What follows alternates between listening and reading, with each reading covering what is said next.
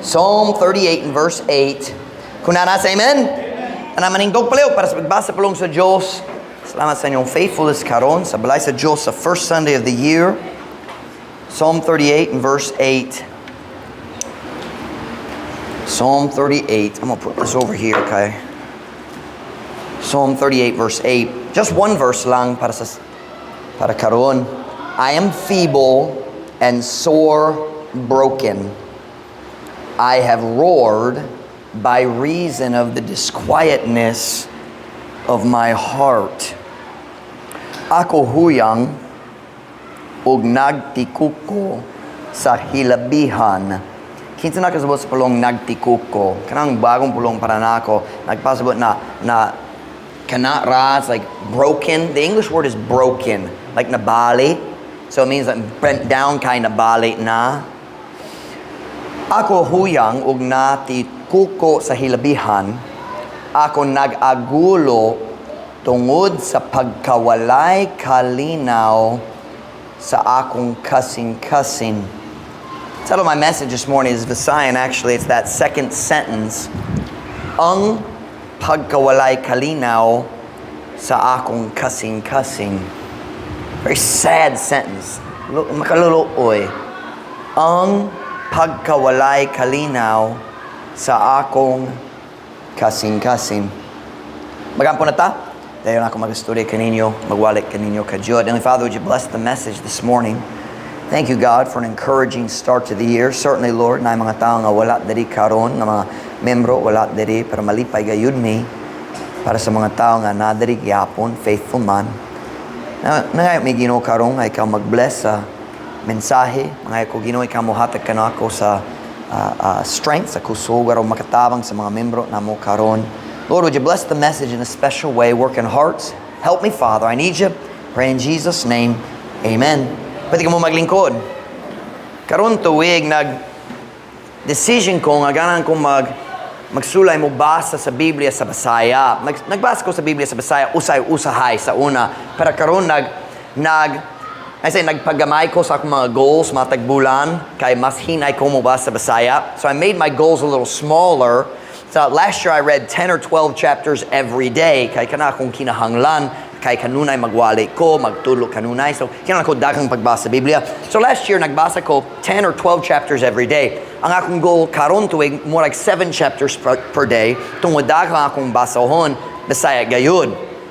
And nalingaw gayud ko.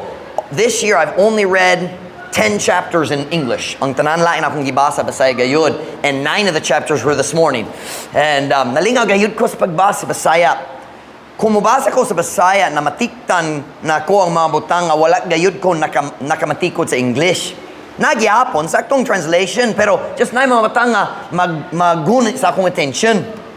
Gahapon, nagbasa ko sa Psalm 38. Sad kaayo ang Psalm 38. It's one of the penitent psalms of David. Humansay ang sala, naghangyo siya sa pasaylo sa Ginoo. Pero samtang nagbasa ko sa Psalm 38, kini mga pulong nagunit gayud sa akong kasing-kasing. Ako nag-agulo. Nasabti yung pulong agulo? Agulo is either roar or groan. Roar is just louder, groan is softer. So, ako, I believe the English is roar, di ba? Yeah, so, ako nag-agulo tungod sa unsa man. Tungod sa pagkawalay kalinaw sa akong kasing-kasing. Kadaghan sa tao nga anaan niya nga kahimtang nining kalibutana karon. Nagagulo sila sa sulod tungod sa pagkawalay kalinaw sa ilang kasing-kasing. Kana nga pulong pagkawalay kalinaw gikan sa English disquietness sakto gayud walay pagpahulay. Peace and rest are always connected. Disquietness sakto gayud ang translation ang pagkawalay kalinaw. Pipila manggur ang mga tao nining kalibutan nga naay tinuod nga kalinaw diha sa ilang kahiladman. Sabta niyo ang batanon, kahiladman, salud gayud, kasing-kasing gayud, kahiladman, usay sa Biblia, kinahiladman. That is the truth. Daghang tao naghuno-huno, daghang laing tao na kalinaw, ako ang exception, dili tinuod. Kung wala kay kalinaw, karong buntag, ikaw sama sa kadaghanan. Dili ka ang exception, kana ang common. Common ka ayo nining kalibutan na. Kana mo rason. Sa kadaghan sa pagiglalis nga makitaan na to, bisan nasa tamo ato diri sa dapitan. Bisan nasa kamo ikmukit mo ato, makadungog ka sa mga tao makiglalis. Kaya nga naman, paminaw nining a sentence. And then I'm going to show you a Bible verse to prove it.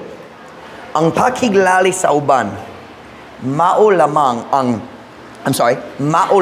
ang pag-awas sa pagkawalay kalinaw nga nagbukal sa atong kaugalingon kasing-kasing. Sabta niyo kana nga sentence? When we fight with other people, it is just our inner frustration kana nga kasamok sa sulod sa atong kaugalingon kalag nga nag-awas. You say, Pastor Mike, can you prove that from the Bible? Yes, I can. James chapter 4, verse 1. James chapter 4, verse 1. Do sa katapusan sa imong Biblia. James chapter 4, verse 1. Diri ang Diyos musulti na to, asagi ka ng tanan pa nagbingkil sa atong mga relasyon. James chapter 4, verse 1. Nagsulay ko mo patubo sa akong vocabulary sa Bisaya. Nagdugang-dugang ko sa mga pulong. It helps to read the Bible in Visayan, lalong gyud ang Bisaya sa Biblia. James chapter 4 verse 1. Kung nasa, amen? From whence come wars and fightings among you? Come they not hence, even of your lusts that war in your members? Diin ba nagagikan ang mga guba o mga panag-away diha kaninyo? Dili ba nagagikan sila bisan gikan sa inyong mga kaibog nga nakiguba diha sa inyong mga bahin sa lawas? Sulod kanimo diha sa kahiladman. Ang atong pakiguba sa uban modayag ra sa pagdaguok nga nagakinabuhi sulod sa atong kaugalingong kasing-kasing. Sabta niyo kanang bagong pulong, daguok, bagong pulong para nako. Kinsa nagsabot daguok? Kamo naggamit para sa TN, di ba? Daghang tao na pagdaguok sa ilang kalag. Pagkawalay, kalinaw. Kanamo ras nga kita kinahanglan nga magbatong og taas nga pasensya lang sa uban. Wala ta kabalo sa mga details sa ilaha. Wala ta kabalo unsay problema nag-atubang nila sa ilang kinabuhi karon. Wala ta kabalo kung unsay kagubo nga nagbukal sulod sa ilang kasing-kasing tungod sa problema sa gahapon or niaging semana. Kita dali maghukom sa uban. Ang tao mo agi, dili mangamusta. Ano siya nangamusta nako? Nasuko siya nako. Di ba? Wa ko'y gibuha kaniya, nga naman siya nasukan ako. Nga naman dili siya garan ako. Wa ko'y sala kaniya. Wala kang kabalo sa tanan details sa iyang kinabuhi. Basin nag-aatubang siya sa dakong problema diha sa balay. Basin bago pa siya nagaduo sa bad news. Kidaw niyang text, dayon ikaw ang niagi niya. Wa siya nagmatikod kay bugat na yung kasing-kasing. Wa kang kabalo. Basin naglabar ang iyang ulo. You ever have a headache? Dili ka gana mo story sa tao. Nga naman kita dali nga naman nasuko siya nako, basin nasakit siya. Wala kang kabalo.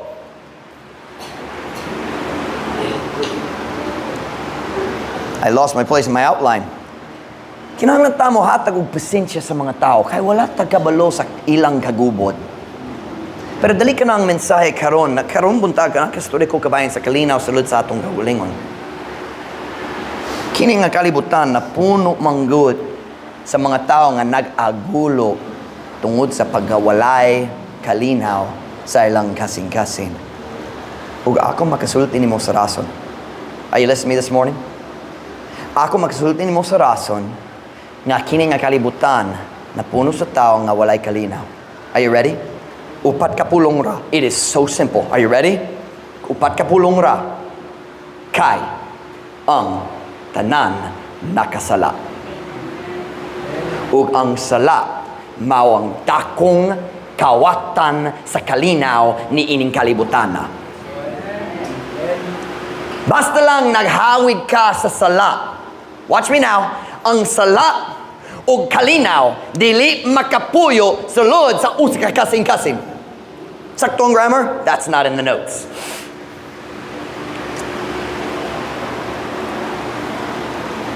Nga naman ang kadaghanan sa tao ni ining kalibutanan na puno man sa kasamog ug kabalisa.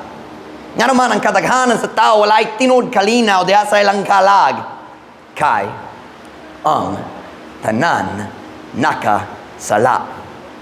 Ug ang tanan sala dako, dagko o gagmay. Ang tanang sala mukawa sa imong kalinaw. Nining kapitulo nga gibasa na to ang chapter diri sa Psalms 38. Si David nagagulo tungod wala siya'y kalinaw. Why? Go back to Psalm 38 verse 3. Our text verse was verse 8, di ba? Verse 8. Balik atras kamay nga to sa verse 3. Psalm 38 verse 3. That coffee helped. My mind feels better. Psalm 38 verse 3. Kuna nasa amen? Nga naman si David walay kalinaw niya ng panahon na.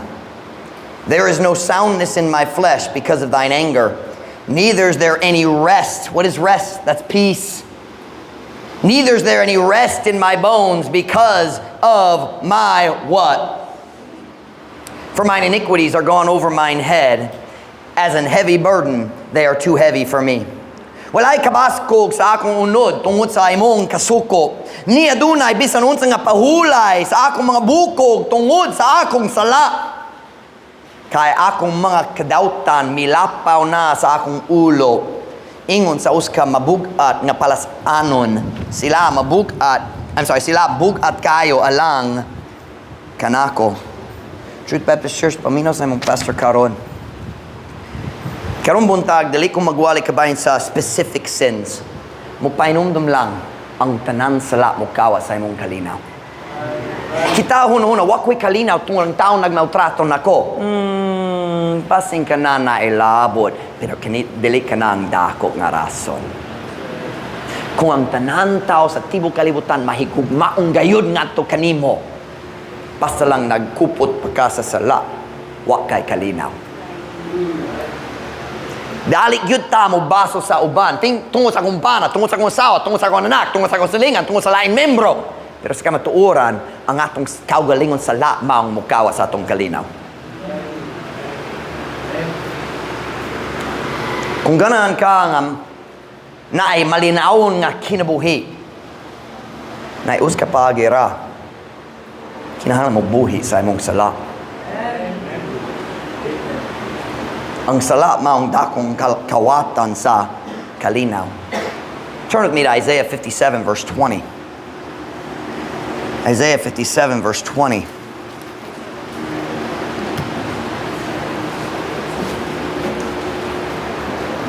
Isaiah chapter 57 verse 20.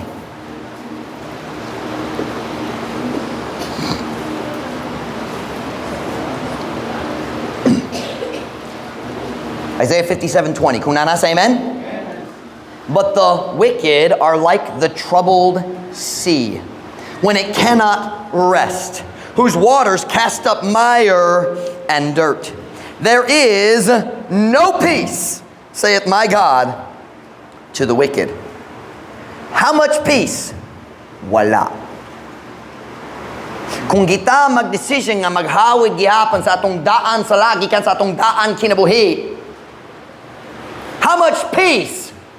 Wala. Basta, apan ang dautan na isama sa gubot nga dagat, sa diya nga kini dili makapahulay. Kang kinsang mga tubig mipalutaw, og lapok, og hugaw. Walay kalinaw, nagiingon ang akong Diyos ngadto sa dautan. Ang tibok kalibutan nagapangita sa kalinaw. Apan pipil manggayud ang makakaplag. Tungod ang Diyos nagingon walay kalinaw ngadto sa mga dautan.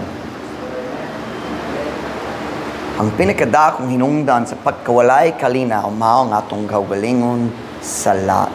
Watch the statement, whether you are saved or lost. Kung naluwas ang tao o wala pagyud, ang kalinaw mukawa sa kalinaw. Ang sala mukawa sa kalinaw. Kung nakadiri karong buntago, wa ka sure nga naluwas ka, walay kalinaw gawas ni Jesus Kristo. Pero murag kitang tanan naluwas na.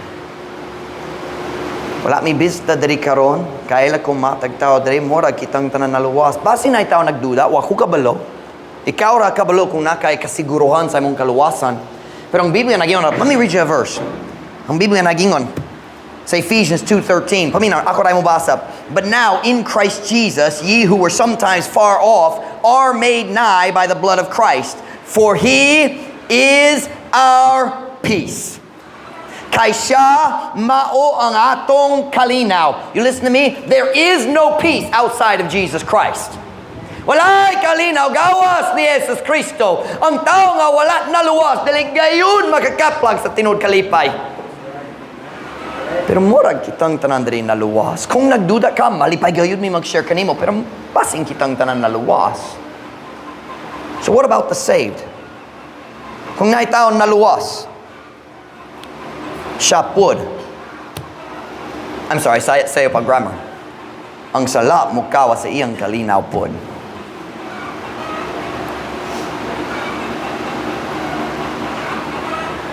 I'm a little slower in reading the sign. I realize that maghinay ko mo apas sa dapit ko. Kinang kamatuoran. May dagang tao nga naluwas, nga walay kalinaw, sama sa mga tao nga wala naluwas. Napuno ang ilang kasing-kasing sa kagubot, kasamok, panagbingkil.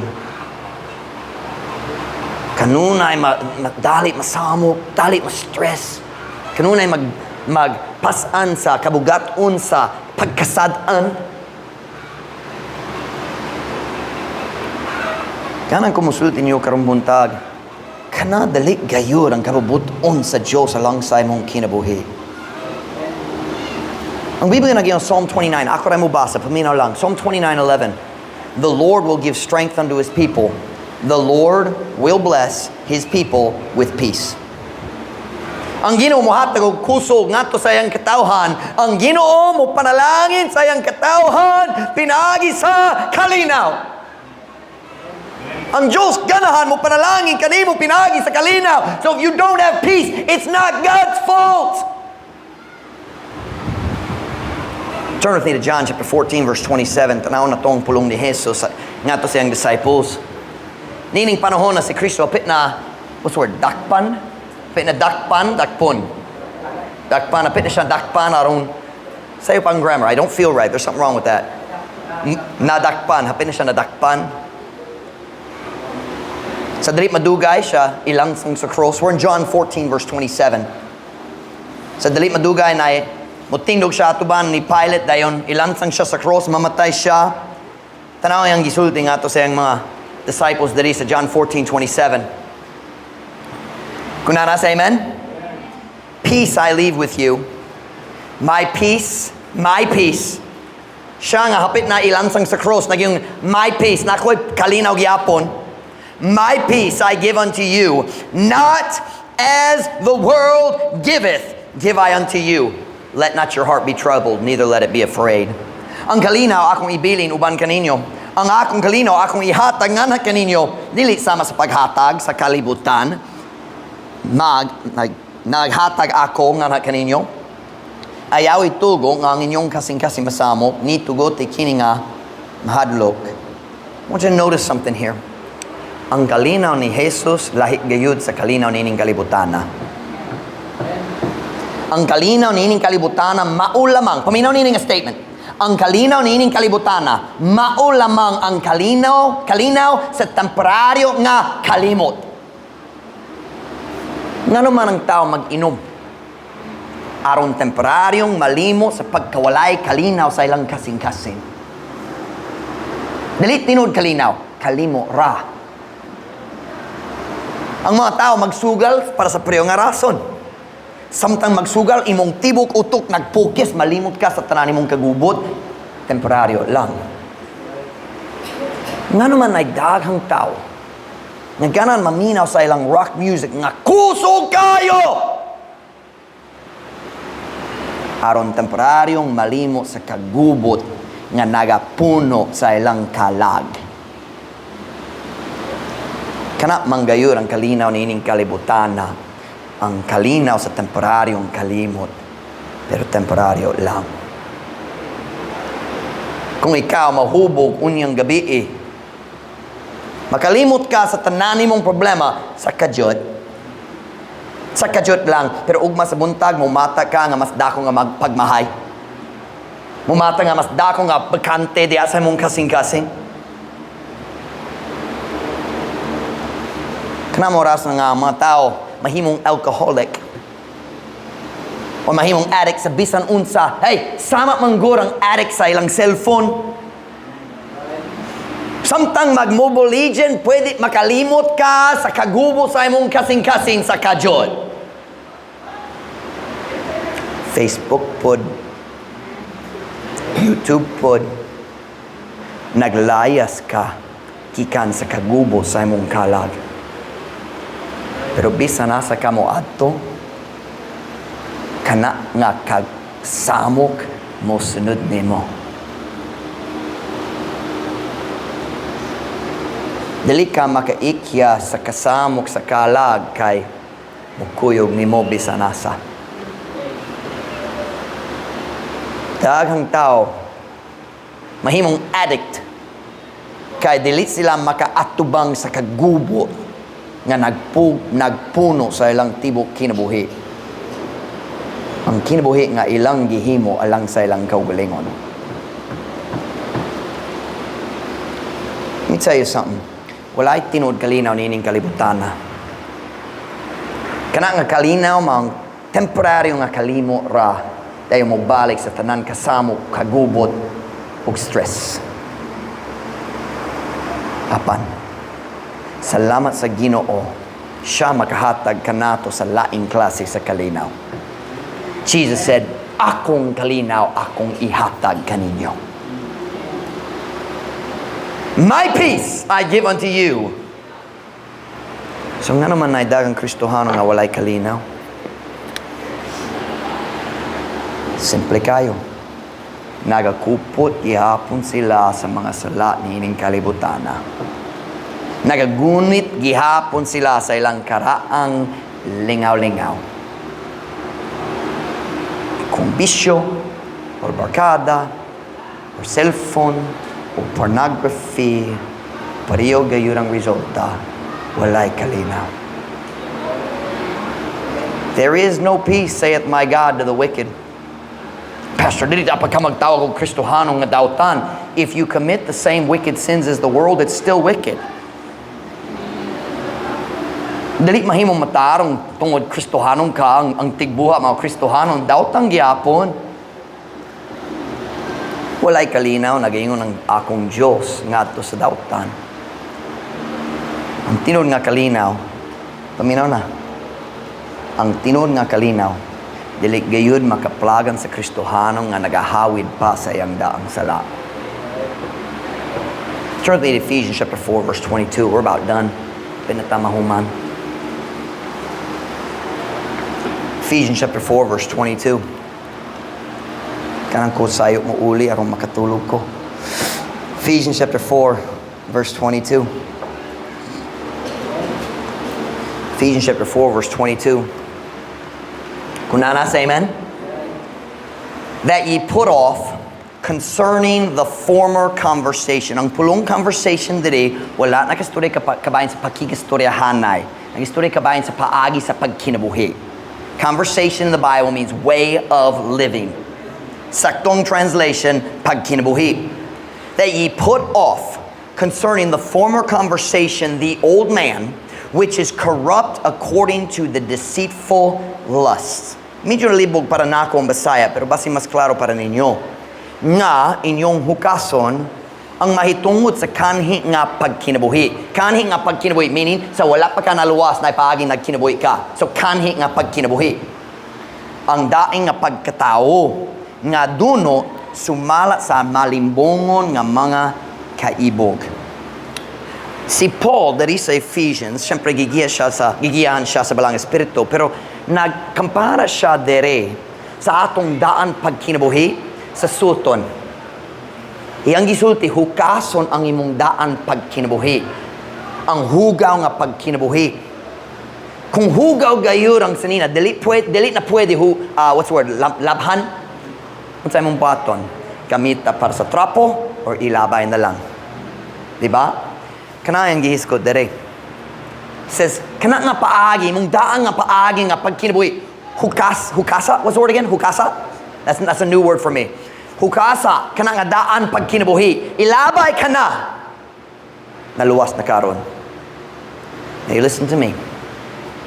You will never, if you are saved, kung naluwas na gayud ka, and I believe we probably all are, if you are saved, you will not find peace until you are willing to put away your old way of living. Kung naluwas na gayud ka, dili gayud ka mukaplag sa tinod kalinaw, hangtod andam na ka, mo labay, mo buhi sa imong daan pagkinabuhi. Kamo nga mga batano na sa eskwela, basta lang nagapilgyapon ka sa mga pagsayaw-sayaw, wakay kalinaw. Kanunay magbati nga hugaw. Wala ko nasuko ninyo, sprang ka. Ako ganahang nga nakay kalinaw. Uban ninyo, wala, dali ka comfortable. Maglikay-likay sa mga membro sa church. Kung pastor mo salud sa eskwela, maglikay na. Kaya nga naman, wakay kalinaw. Wakay kalinaw. Paminaw na. Kinahanglan tamong undang sa pagbaso sa uban para sa atong pagkawalay kalinaw. Murag ang atong sala maong tinuod problema. So, unsay sala nasa imong kinabuhi ug ang Dios nagpainumdum nimo karon. Ako naghiskot ra, just kajut lang sa pipila, pero napay daghang lain. Wala gyud ko naghiskot sa mga sala sa kasingkasing, kasuko, kapungot, kadalo, garbo, kasina. Wag ko nagdaghan. Ang sala sa kasingkasing mukawa sa imong kalinaw, mas dali kaysa sala sa kamot. Ug mas dugay. So unsay sala kinahanglan buhian nimo? Ako dali ang Diyos, akong pastor. Pero kung ang balang espiritu nag-story ka nimo, ikaw kabalo unsay decision kinahanglan himuon nimo. Uban ninyo mga batanon, kinahanglan ka maghimo sa decision. Kabayan sa mong barkada. Kabayan sa pagsayaw sa eskwela. Nakasabot ko lusod dito sa city. Hay, nakasabot ko niya na. Pero kung musaad ni mo, kung mutingdog ka sama ni Daniel, ang imong kinabuhi sa eskwela, mahimong masayon. Mahimong masayon.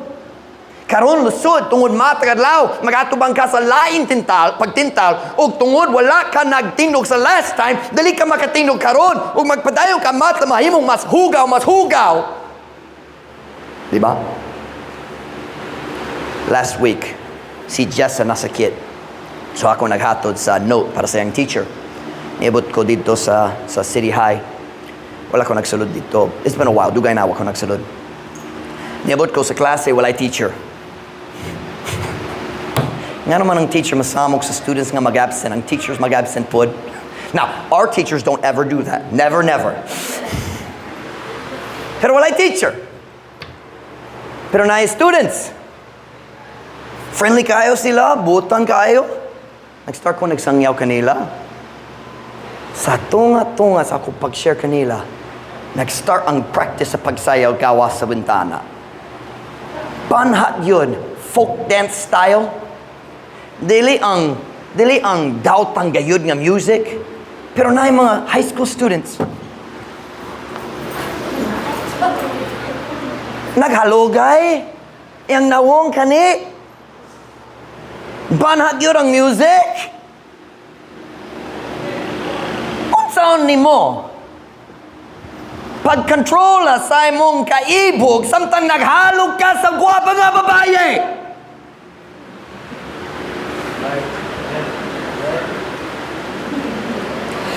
Amen! Ang imong pastor mo sulat sa letter para nimo sayon gayo. Pero ikaw kinalamay sama ni Daniel. Diretso nga to ni Melzar. Ang imong Melzar maong teacher. Christian ko. Member ko sa Truth Baptist Church. Umangayag ko nga basi makahimo ko sa lain assignment aron dali na ko kinala magsayaw. I listen. Oh, di kaya na ako. Oh, stop being a sissy. Pagpagalalaki. O babae. Ang Diyos mo tabang ni mo kung ikaw maghimo sa unang lakang. O mas malinaw ang gayud ang imong kalag. Kinang problema sa atong mga students karon? Ikaw naghunahuna, hapit na mo tapos ng school year. Just magpadayon ko kajut pa. Pero next year, maisa maggayud ka. Kung dali ka magtingdog karon tuig, dali ka magtingdog next year. Take a stand!